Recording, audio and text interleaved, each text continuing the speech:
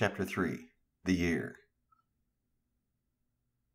By the previous chapter, we know when the first day of the year is. But how do we find it? And what does a year look like? How long are we counting? Do the scriptures give us any clues as to the beginning or the end of the year? Has a year always been based on a solar count, lunar count, or a combination of both? In the next part of the study, we will break it up into two parts. First, we will explore what begins the year from creation, because like any journey, you'll have to know where you're starting in order to lay out a map to get there. By exploring the Hebrew etymology, sometimes letter by letter, we will prove that the start of the year is not governed by any orb. In the second part, we will explore what makes up Yahweh's year. This section will reveal some amazing information that will explain why there is such a calendar debacle throughout the whole world, which continues to this day. So, what marks the beginning of the year? We have already established that the first day of the first year in Genesis, chapter 1, started without a sun, moon, or stars. The first day of the first year of creation was only dealing with light and dark, and the division of the two. So the question became, what was the marker for the start of the year? As we saw in the previous chapter, Genesis 1:4 says, Yahweh divided the light from the darkness. And Yahweh saw the light, that it was good, and Yahweh divided the light from the darkness. Looking closer at the word divided, we see two Hebrew words used. Badal is to divide, separate, sever, set apart, to make a distinction, difference, to divide into parts. Ben is defined as between, among, in the midst, from between. From these two words and the context, we get the feeling that something has been split in the middle, creating two equal parts. Now let's look at the Hebrew word for year. Shana, H8141.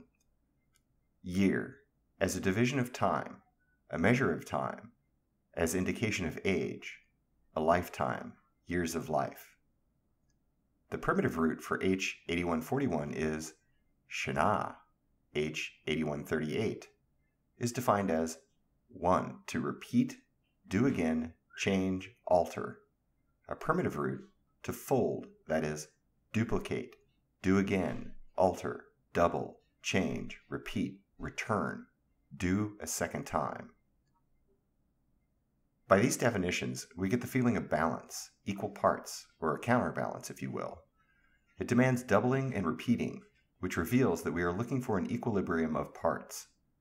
We see that all of Yahweh's divisions during creation are full of balance, proportion, and structure. So it stands to reason that those attributes would also be present when reckoning a year.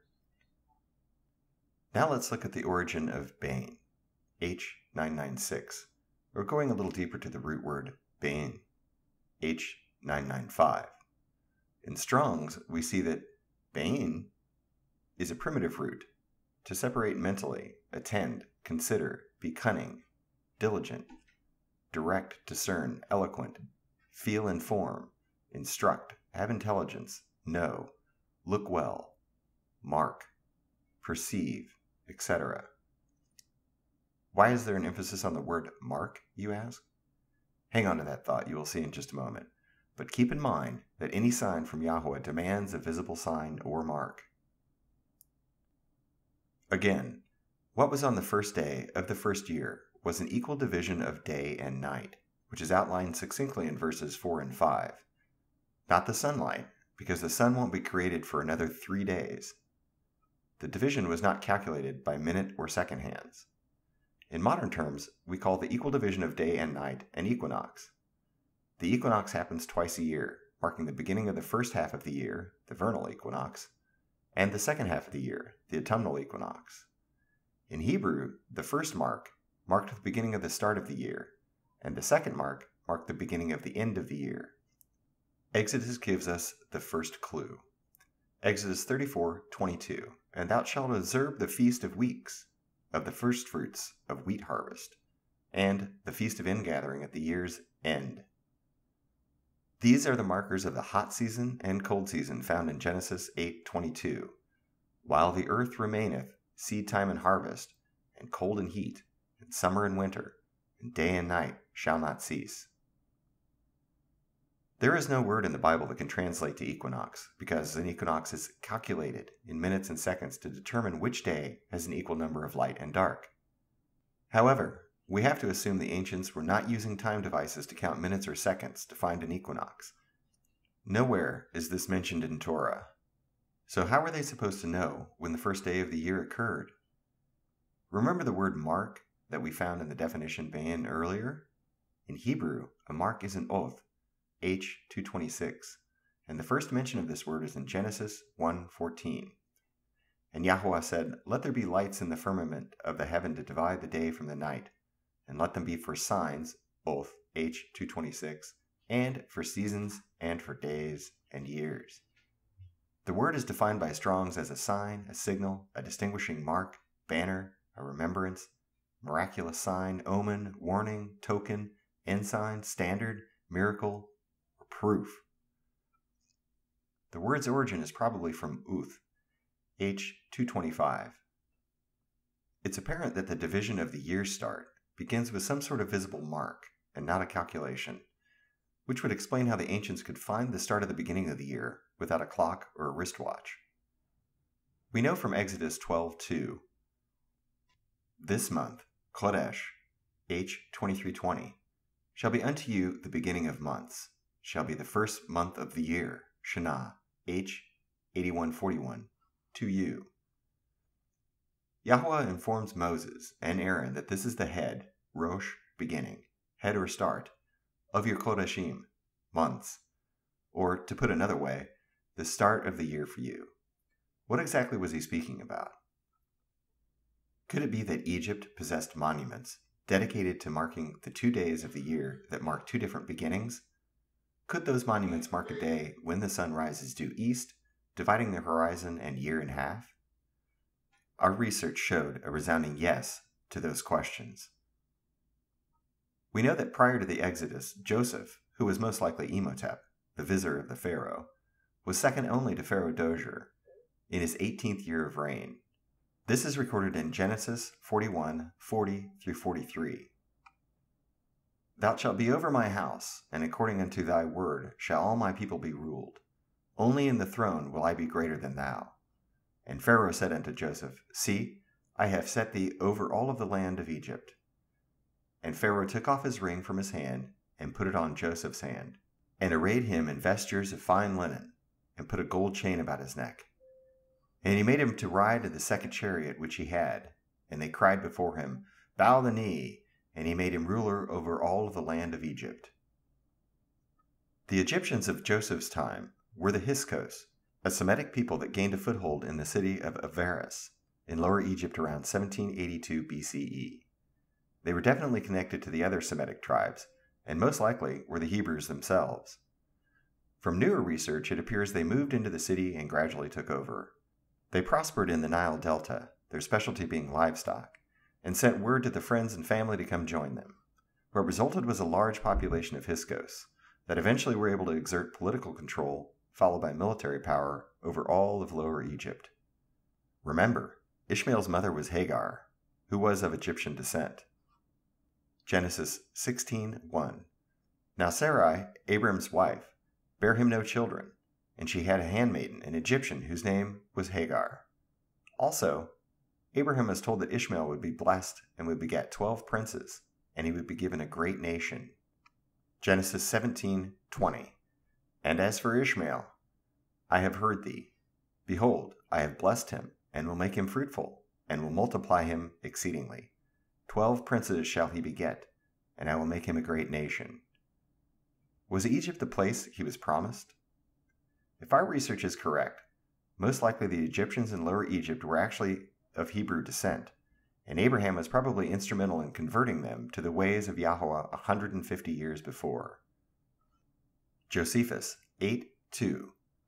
For whereas the Egyptians were formerly addicted to different customs and despised one another's sacred and accustomed rites, and were very angry one with another on the account, Abram conferred with each of them, and, confuting the reasons they made use of, every one for their own practices, demonstrated that such reasonings were vain and void of truth.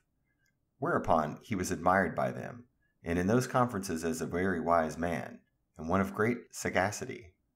When he discoursed on any subject he undertook, and this not only in understanding it, but in persuading other men also to assent to him. He communicated to them arithmetic, and delivered to them the science of astronomy. For, before Abram came to Egypt, they were unacquainted with those parts of learning. For that science came from the Chaldeans into Egypt, and from thence to the Greeks also. If this is true, we can reasonably assume that all of Lower Egypt would be observing the set-apart feasts of Yahweh. It's no wonder that DayYear put Joseph in command. They were both Semites. We would assume that Joseph got his reckoning of time from his father Jacob, Abraham's grandson. And there is evidence to prove, beyond a reasonable doubt, that Joseph was in fact Imhotep. This is further enhanced by the findings of the famine stele, which is an upright stone or slab with an inscribed or sculpted surface, and the similarity between the famine described on the stele and the famine described in Genesis are substantial. Below are some of the comparisons between what is found in Scripture and the famine stele tablets. He was considered the Da Vinci of Egypt, written about 1,000 years after his death, elevated to the level of God after his death, 525 BC. Unlike other gods, Imhotep did live among the people. Manetho, Greek god of medicine, is thought to be based on Imhotep during DayYear's reign because of his medical skills. Inventor of the art of building with hewn stone, invented surgery, lived 2,200 years before Hippocrates, Genesis 52. Invented embalming, Genesis 52. Invented the art of preserving food by developing stone vases. Wrote about herbs and roots for healing remedies. Polymath, expert of many areas of learning. First vizier, prime minister of Egypt, Genesis 42:6. Born a commoner. Praised by Tiberius and Claudius, Roman emperors. Inventor of pyramids. Builder of monuments to Yahweh, Isaiah 19:19-20. Inventor of the Sphinx. Left these as a way to mark the start of Yahweh's years, Jeremiah 32:20. Inventor of stone granaries, Genesis 41:25 and 35. Was in charge of the priesthood. Took care of the storehouses, Genesis 41:55-56. Many similarities between the writing of Imhotep and Solomon, 1 Kings 4:30-32, Psalms 105:17-21. Why are the pyramids and Sphinx so important to our understanding of Yahweh's year start? In Isaiah, we see a mention of the pyramids as a sign, and we are told the Egyptians will know Yahweh in that day, doing sacrifices and oblations. Isaiah 19:19-20. In that day shall there be an altar to Yahweh in the midst of the land of Egypt, and a pillar at the border thereof to Yahweh. And it shall be a sign, and for a witness unto Yahweh of hosts in the land of Egypt. For they shall cry unto Yahweh because of his oppressors. And he shall send them a Savior, and a great one, and he shall deliver them. And Yahweh shall be known to Egypt, and the Egyptians shall know Yahweh in that day, and shall do sacrifice and oblation. Yea, they shall vow a vow unto Yahweh, and perform it. The pyramids are aligned nearly perfect. The Great Pyramid is only 0.067 degrees counterclockwise from perfect cardinal alignment. The other two Egyptian pyramids, Khafre, which is also referred to as Khephren, and the Red Pyramid, are aligned at almost exactly the same angle. By counting 90 days after the summer solstice, they would land squarely on the fall equinox. On that day, you can stick a pole in the ground and watch the shadow. This type of pole functions as a gnomon, which is the tall part of a sundial that casts a shadow. If you mark the tip of the pole's shadow as it moves across the sand during the day, the marks should create a line that points perfectly east and west. This would mean they were observing the Earth's turn on the horizon and knew of that concept. Think back to Abraham. Additionally, the complex is located in the exact middle of Earth's landmass, with the Sphinx pointed due east, so at the spring equinox, the sun sets over its right shoulder. As if the list wasn't compelling enough, Joseph was responsible for most of the monuments in Egypt before the exiles of the northern, and subsequently the southern kingdoms of Israel by thousands of years. Why is this so important? Because they established the beginning of the year through the monuments of the past. What are these and other monuments around the world marking? It couldn't have been an equinox since they are calculated by minutes and seconds, and there is no word in Scripture for equinox. What they are marking is the sun's rising at due east twice a year, marking the turns of the year. What we do find in Torah that is connected to the beginning of the year is the word Tekufah. Exodus 34:22, and that shall observe the feast of weeks, of the first fruits of wheat harvest, and the feast of ingathering at the year's end, Tekufah, H, 86:22, coming round, circuit of time or space, from H 53:62, Nakaf. A revolution, that is, of the sun, course, of time, lapse, circuit, come about, end.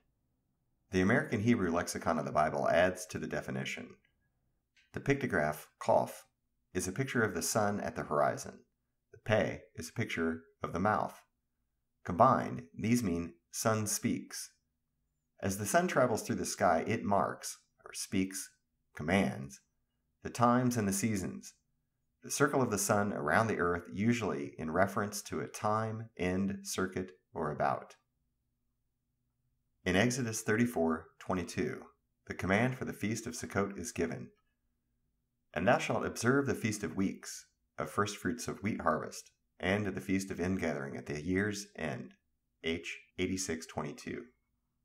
This is the first indication of the time of year that these feast days were to occur according to the sun's path on the horizon. Psalms 19:6 further explains the use of the word Tekufah. His going forth, or rising sun, is from the end of the heaven, the visible sky, and his circuit, Tekufah, H 86:22, unto the ends, extremity, of it, and there is nothing hid from the heat of the sun thereof.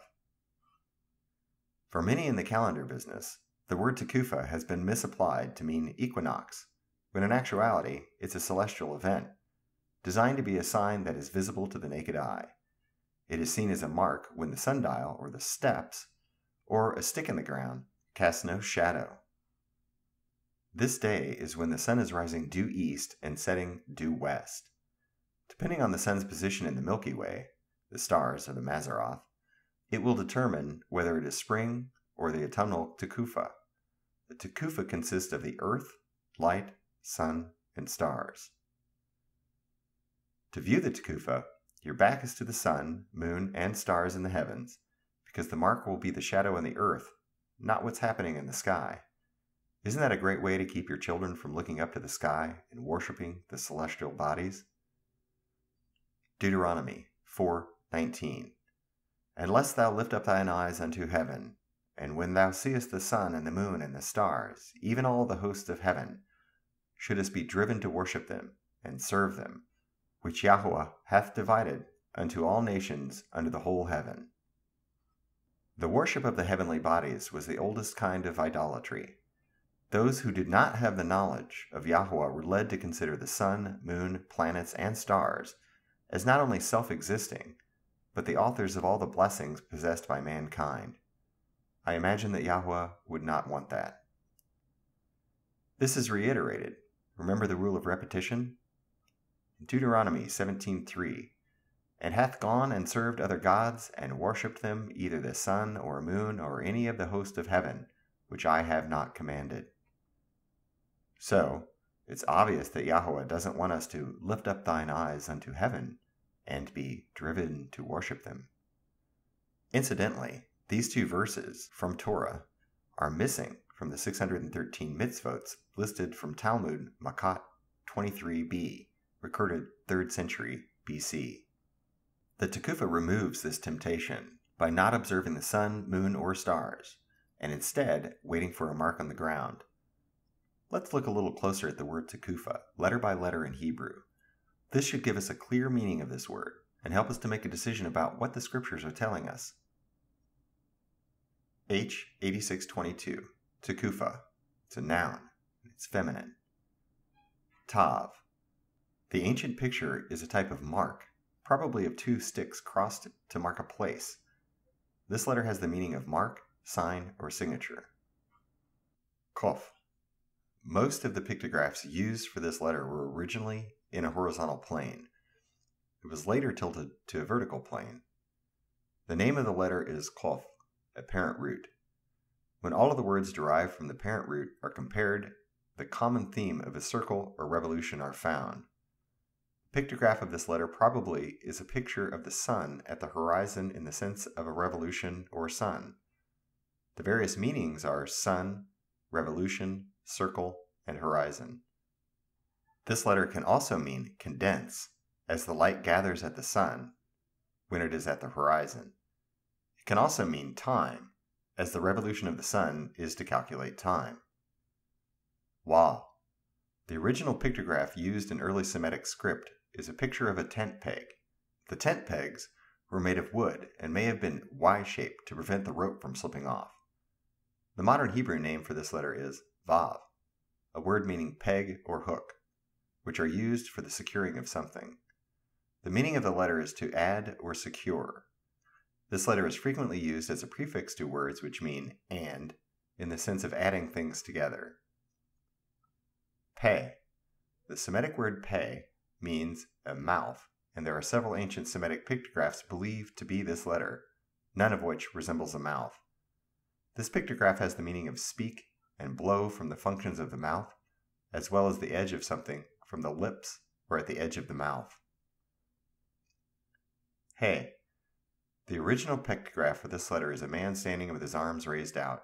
It means behold, as when looking at a great sight. This word can also mean breath or sigh, as one does when looking at a great sight. The meaning of this letter is behold, look, breathe, sigh, and reveal or revelation from the idea of revealing a great sight by pointing it out. Some other words that are associated with Strong's number H8622 Takufa are H8619, a blast, wind, instrument, trumpet. 8621, Teokite, trumpet blast. 8623, mighty. 8624, might, strong, mighty. 8625, to weigh, tekel, shekel. 8626, to equalize, make straight, become straight, arrange in order, set in order. 8627, to be in order, to establish, be re-established, confirm. 8628, to blow, clap, strike, sound, thrust, give a blow, blast. 8629, sound, blast of a horn, or a trumpet blast. 8630, to prevail over or against, overcome, overpower. 8631, to grow strong, be hardened, make firmament. 8632, strength, might. 8633, authority, power, strength, energy. Within the letters that make up the word Takufa, we see a mark from the light in the middle of the horizon, secured with a tent peg, and to announce and to behold. This sounds like a mark that is made by the light coming from the horizon that announced something to behold, perhaps like the beginning of the year. The words that are related to this word are trumpet blast, mighty, equalize, make straight, and establish. These are the things that the Takufas are doing twice a year. They mark the seasons, they are equal, and establish the two beginnings of the year. Remember, an equinox cannot be seen by the naked eye. It must be calculated by minutes and seconds. A Takufa, on the other hand, can be seen with the naked eye. It marks the day that the sun is rising and setting, due east and west, respectively, on the horizon. And it happens twice a year, originally, splitting the year in equal halves of 180 days each. There is a clue from Esther about how many days were in a half a year. Esther 1:4. When he showed the riches of his glorious kingdom, and the honor of his excellent majesty many days, even 180 days, which equals 180 days.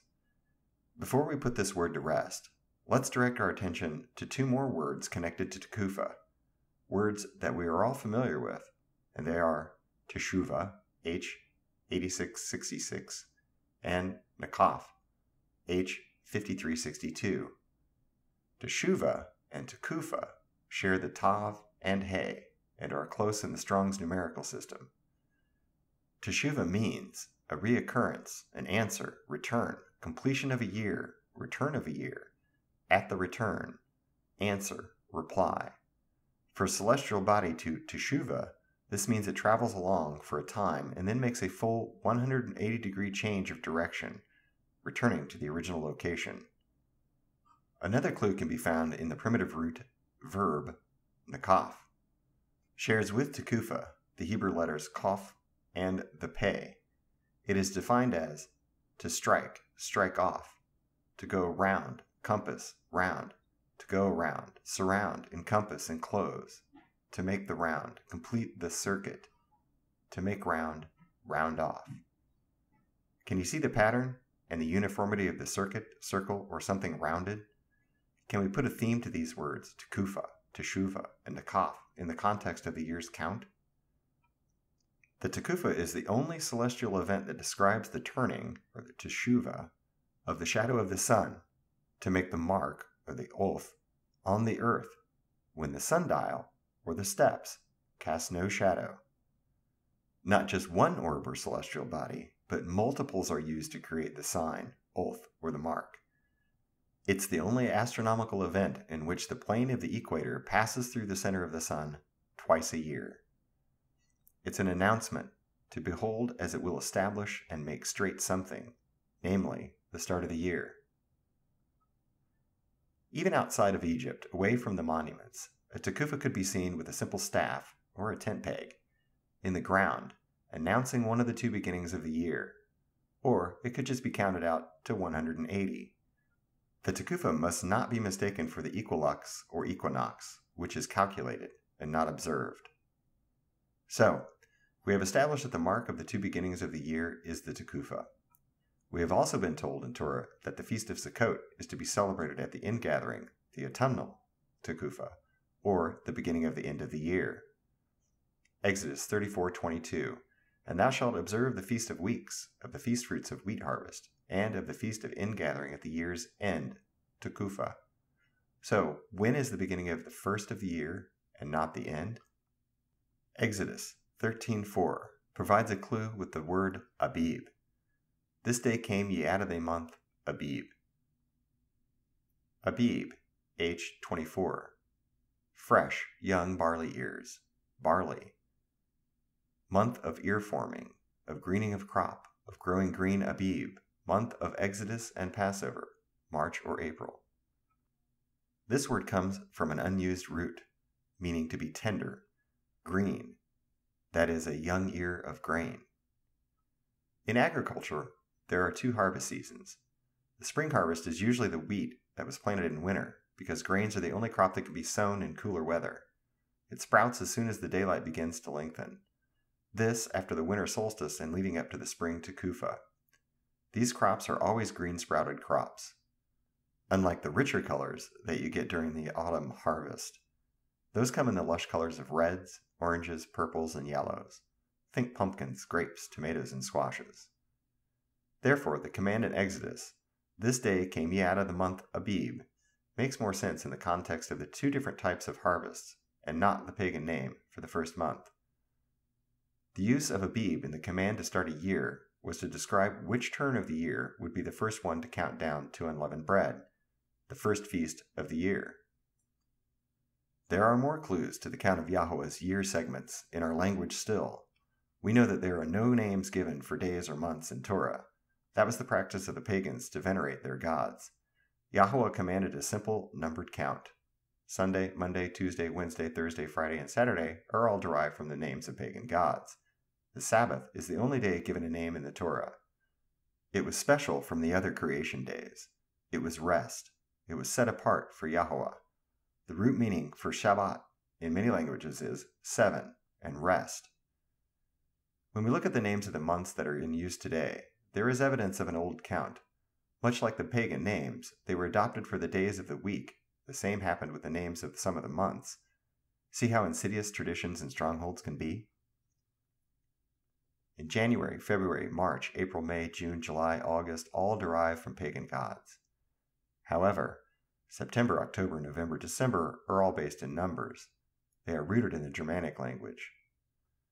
September is Sieben, or 7. October is Oct, or 8. November sounds similar to Neon, or 9. And finally, December and Zen are paired. The root is evident in the Germanic phonics of the words. Notice September is the 7th month, not the 9th that is counted today. The 7th month is when we commanded to observe the Feast of Ingathering of Sukkot. September is the month the equinox is calculated to occur. The 7th month is when the second Tekufa marks the beginning of the end of the year and begins the fall feasts. So, here we have a clue, in our own language, of what the real order of the months of the Kodesh should be. In summary, we have learned that the year start is not dependent on the sun, but rather a dividing light. It is marked by a tekufa, or a shadow of no turning. Exodus 34:22 introduces us to the word tekufa, and commands us that the Feast of Sukkot should be held during the month containing the autumnal turn of the year. Exodus shows us which Kodesh is the head, the Rosh, of all of the Kodeshim, by denoting the season of Abib, the greening harvest. The theme of balance and equality is also realized when searching into the root and corresponding numbered words to Tekufa. We now know when to start counting per the command in Genesis. But exactly what are we counting to? When do we know when to start? And when do we stop the counting of a year? There should be a feeling of symmetry and balance to a year as the Hebrew words have disclosed. What else would you expect from a creator whose very nature is balance and equilibrium? Psalms 19:1 and 6. The heavens declare the glory of Elohim, and the firmament showed his handiwork. His going forth is from the end of the heaven, and his circuit, or tekufa, unto the ends of it, and there is nothing hid from the heat thereof. So, where is this symmetry with our 365.25-day count? How is equilibrium and precision achieved with such odd-numbered digits? Now that we know when to start our count of the year, what are we counting to? And how do you count a quarter of a day? Looking at the word for year, we find Shana, H 8141. It's defined as year, a division of time, as a measure of time, as an indication of age, a lifetime, or years of life. It's from the primitive root verb Shana, H 8138. Its definition, to fold, that is, duplicate, repeat, return, do the second time. Here we see even more balanced repetition when looking at the primitive verb root. This is an important component when dealing with the precision of Yahweh's count. If something is folded, we expect to see the same amount on either side. We saw equilibrium from creation in the division of the first day cycle, marked by the tekufa. Therefore, we must realize that the same balance should occur when counting Yahweh's years. Another clue to a balanced 360-day year is the phrase found in Scripture, self-same day, being the very same, identical. This means, when counting on a 365.25-day year, you cannot achieve a self-same day. For instance, think about your birthday. It lands on a different day every year. If the year is divided equally into two parts, then this self-same day is achievable. Otherwise, it's not. So how do you get balance and symmetry with an odd number of 365.25? Remember, Yahweh's commands for creation were full, perfect, precise, and exact. As students of the Scriptures, we know the things in our modern world are not like they were in the beginning. It will be proven that this includes the length of the year. Now we ask you to suspend what you know about the current counting of a solar year of 365.25 days, so the original plan can be exposed. What if the number of days in a year in an ancient's time was actually 360 days, not the 365.25 we see today? We can see witness after witness all around us. A circle is 360 degrees, which is easily divided into two halves of 180. A compass has 360 degrees, or steps. Newton states, correctly, that it was a 360-day year from whence came the division of the ecliptic into 360 degrees. So why doesn't the circuit of the sun have 360-day count year? Again, consider what was said from the website 360dayyear.com. The ecliptic. Because of their great distance, the stars beyond our sun appear fixed in the sky. The Earth's orbit over the course of the year therefore makes the sun appear to rise day after day adjacent to different stars to complete what looks like a full circle through the heavens. Ancient Sumeria, Babylonia, and apparently some in India divided the circle called the ecliptic into 360 degrees. God said that He gave us the sun and the moon for seasons and days and years. 360 is a highly composite number, so consider how manageable a calendar God would have made with a year of that many days. 360 is thus divisible by many numbers, including those especially helpful for calendars and timekeeping. A year of 360 days is reasonably divisible even by the 2 equinoxes, 2 solstices, 4 seasons, 12 months, etc. There's 24 hours in a day, 24 time zones of 15 nominal degrees each, 60 minutes in an hour, and 60 seconds in a minute. Consider also our comfort using a dozen, and with 12 inches in a foot and 36 inches in a yard. Even in major construction, the Babylonian sexagesimal mathematics beat the Greeks to trigonometry by 1,500 years. It was easier to use, and according to the journal Science, was even more accurate than today's modern trigonometry. Archaeological evidence demonstrates that over 30 pagan cultures held a 360-day calendar up until around 700 BCE. We also know the Egyptian culture was using a 360-day year count during the time of Joseph and Moses. Below is a partial list of some other cultures that used a 360-day year count. Vedas of India, Encyclopedia of Indo-Aryan Research, G. Thalibot, states, all Veda texts speak uniformly and exclusively of a year of 360 days. The Sumerians. The calendar and the ancient base 60 number system are related. Babylonians. The Babylonians inherited this from Sumeria, the relationship between the calendar and the number system, with the 12-month, 360-day year giving rise to base 60. Armenian. The Armenian basic calendar consists of 12 months, 30 days each, so 360 days plus 5, or 6 once per every 4 years, additional days. Rome. The setting aside of the last 5 days agrees with the practice which Herodotus ascribes to the Egyptians of consisting the 5 days over the 360 as sacredly belonging to the year, and not placing them in any month. So completely were these 5 days considered by the Romans to be something extraneous, that the soldier appears to have received pay for only 360 days. This is where the modern-day banker's year comes from. The Mayans. Their ton was a year of 360 days. The Aztecs. The Aztec calendar stone has its ring B of 18 quincunxes, which combine with a 20 unal day signs for a 360-day year. Greece. Herodotus quoted the famous statesman Solon of Athens, 638 to 558 BC, as saying, quote, "You ask me about human affairs. Over a long period of time, many things come to pass which no one could wish to see or suffer. I propose 70 years as the average lifespan of a man. These 70 years represent, excluding intercalculated months, 25,200 days. 25,200 days divided by 70 years equals a year of 360 days. There are still remnants of the 360-day year being used in financial institutions. Coptic and Ethiopian Christian pockets of society use a 360-day count for their years still to this day. So what happened to lengthen the year count? Is there evidence of this change in the scriptures? If there was a change to the year count, then was there also a command changing how Yahweh wanted it counted? There have been 2 major theories about how and why the year count changed. The first was from the book Worlds in Collision by Velikovsky. In his book, Velikovsky theorizes that an asteroid hit the Earth, changing its orbital pace around the Sun. He also claims the calendar changed between 726 and 675 BCE. The second theory The Ancient 360-Day Year by Wong, cites the miracle of Hezekiah's sundial, or his steps. He calculates that the sundial event happened around 713 BCE, around the same time Velikovsky theorized.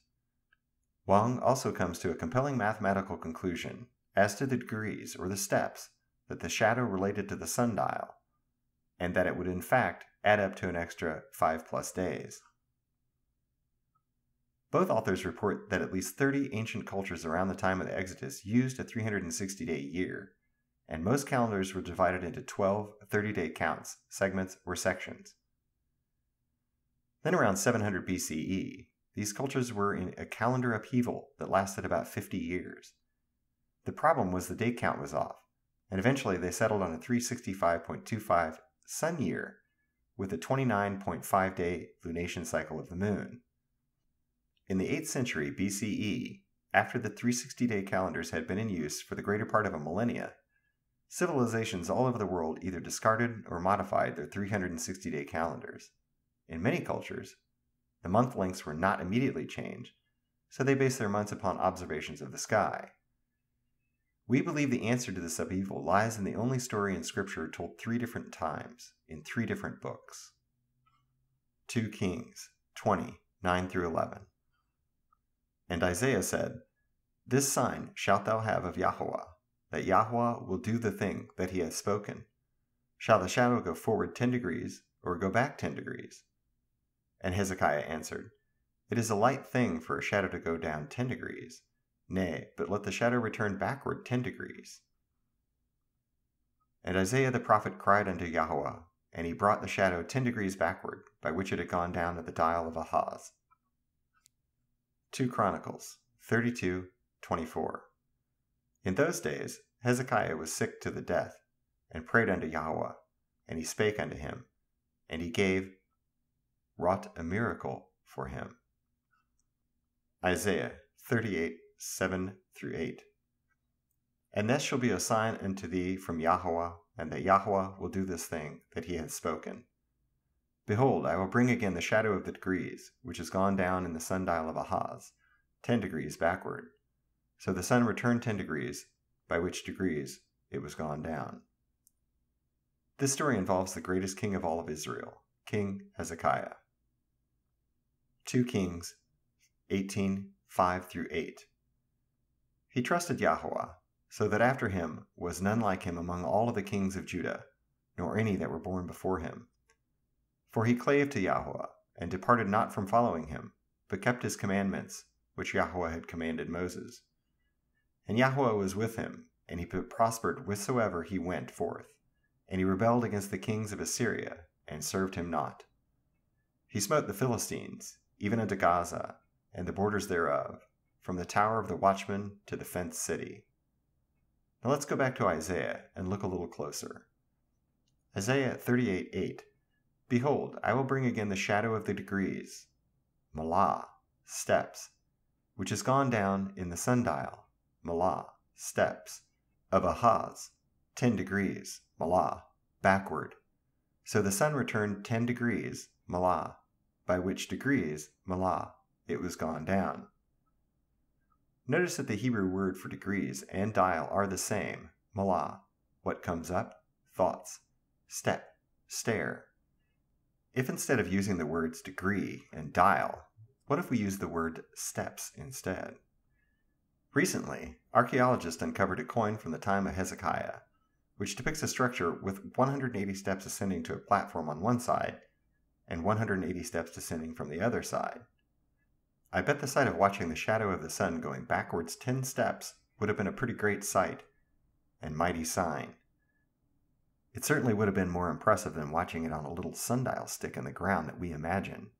So what in the world was going on around 700 BC to move Yahweh to change the ordinance set in the beginning? Daniel 2:21. And he changeth the time and the seasons. He removeth kings, and setteth up kings. He giveth wisdom unto the wise, and knowledge to them that know understanding. Daniel 7:25. And he shall speak great words against the Most High, and shall wear out the saints of the Most High, and think to change the times and laws. and they shall be given unto his hand until the time and times and the dividing of time. Pagan worship practices always seeped into Yahweh's children's walk with him.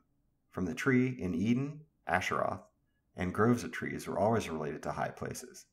To Nimrod, the first man god, the sun, moon, and star worship was always mixing in. By the time the book of Judges was written, there was a great apostasy in the way Israel was reckoning Yahweh's time and count. In several scriptures, there are festivals that are called your feasts, your new moons, and your Sabbaths, that signify these were not Yahweh's feasts, new moons, or Sabbaths. Jeremiah 8:2. And they shall spread them before the sun and the moon and all the host of heaven, whom they have loved and whom they have served and after whom they have walked, and from whom they have sought and whom they have worshipped. They shall not be gathered, nor be buried. They shall be dung upon the face of the earth. Yahweh's disdain for pagan worship is never so vivid as it witnessed by the treatment of Jericho. Jericho was the moon city that was slated for destruction by Israel as soon as they left the wilderness. The practice of using the sun, moon, and stars to calculate the year was so insidious that by the time Hezekiah's reign comes, Yahweh has had enough and allows Hezekiah to decide on the fate of the solar and lunar cycles from creation. 2 Kings 20:9-10. And Isaiah said, The sign shalt thou have of Yahweh, that Yahweh will do the thing that he hath spoken. Shall the shadow go forward 10 degrees, or go back 10 degrees? And Hezekiah answered, It is a light thing for the shadow to go down 10 degrees. Nay, but let the shadow return backward 10 degrees. At the time, the moon had a lunation cycle of 30 days. This was similar to the 30-day count of the Kodesh segments of the year. They were 4 days apart according to Genesis 1:14. The sun had a solar cycle of 360-day count. Syncretism is not just a modern-day problem. The great King Hezekiah was dealing with it back then. King Hezekiah, being obedient to Yahweh, knew that the orbs in heaven had replaced Yahweh's count. What better way to remove people from the sun and moon worship than change the cycles of both heavenly orbs? What is so amazing about the decision is, had King Hezekiah chosen for the shadow to go forward, the difference would not have been as much of a change between the cycles of these celestial bodies and Yahweh's count of days and years. 2 Kings 20:10.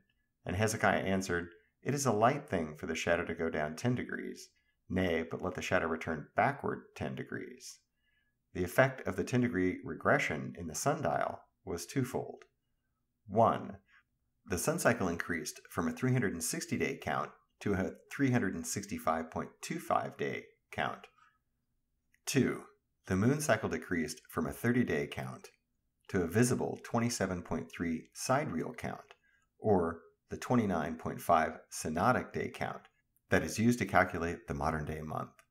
Had Hezekiah requested that the shadow move forward, it would have made the solar year count closer to the lunar year count, leaving room for more calculation and computations, and many priesthood to lead them all. Let's be reminded that there still is no amendment to the Torah or the commandment from Yahweh to change the count from in the beginning. It appears the sundial miracle was used to pull his people away from the pagan practices, forcing them to give up their lunar and solar computations because they no longer worked. Unfortunately, Judah is exiled to Babylon 100 years after the sundial event. This is where they absorbed and adopt the practice of moon worship by starting their days at evening and utilizing the moon to mark the beginning of the commanded months. Understanding the significance of the Hezekiah sundial miracle and the nature of the original year count helps to clear some of the fog. The problem everyone has is trying to fit those pesky 5 days that are left over at the end of the year into a calendar format. For many cultures, these days are just left uncounted at the end of the 360-day count, usually at a date later than the mid-8th century BCE. Many other peoples who had previously considered the year to be 360 days in length reluctantly returned to a calendar of 12 30-day months, but added 5 days at the end of the year. These additional days were considered to be very unlucky or unprosperous, often referred to as the days of waiting. Others would intercalate additional days to their months, much like the calendar we use today. This causes the months to fluctuate from 28, 29, 30 to 31 days. Today, we also see biblical calendars intercalate based on the 364-day year of the Enochian priesthood, written around 300 BCE, well after the Hezekiah miracle and the giving of Torah. When one thinks about it, the Hezekiah sundial miracle is the only miracle that we can see every year, if we count the days of our years correctly. No other miracle, not even the rainbow, can be seen or experienced on a worldwide scale. But only if you count the days of the year correctly. Following orbs in the sky will guarantee that you will never experience it for yourself. What was given in the beginning was a daily count that began with the Tekufa at dawn and would cycle around and begin again the following year. So, do we go the way of the nations and adopt their way to calculate a calendar year? Should we be trying to fit the appointed times of Yahweh into that format? Or do we do as we were commanded and stick to the original count of days and years? Remember the warning from Daniel. Daniel 7:25. And he shall speak great words against the Most High, and shall wear out the saints of the Most High, and think to change time's laws. And they shall be given unto his hand until the time and times and the dividing of time. Could this original count give us clues to the end times? Or is it a reset back to the original count, a precursor to the end times? Perhaps this is what's spoken about by the disciples of the New Testament. Matthew 24:22. And except those days should be shortened, there should be no flesh be saved. But for the elect's sake, those days shall be shortened. Mark 13:20. Except that Yahweh had shortened those days, no flesh should be saved. But for the elect's sake, whom he hath chosen, he has shortened the days. The biggest question that should be on everyone's mind is how a 365.25 daily year count will fit into the numbers found in Daniel and Revelation. However, for now, we'll just leave it there. In conclusion, Torah has revealed that the Tekufa starts the beginning of the year's count, and it's dependent on the mark created on the earth by the light of the sun in its relationship to the stars. That is the start of the days for you. It requires balance and equality, which is peppered throughout the definitions of the words, as a 360-day count creates the boundaries of the year. Not only does Scripture support the change in the count of the days in a year, but secular history support this change also. Also, much like the start of the day, the start of the year is not dependent on any celestial body in the heavens, but His light. To be clear, this information is not to give an outline of a calendar. This is to prove what the words in Hebrew are describing and what Yahweh commands of His creation and His children.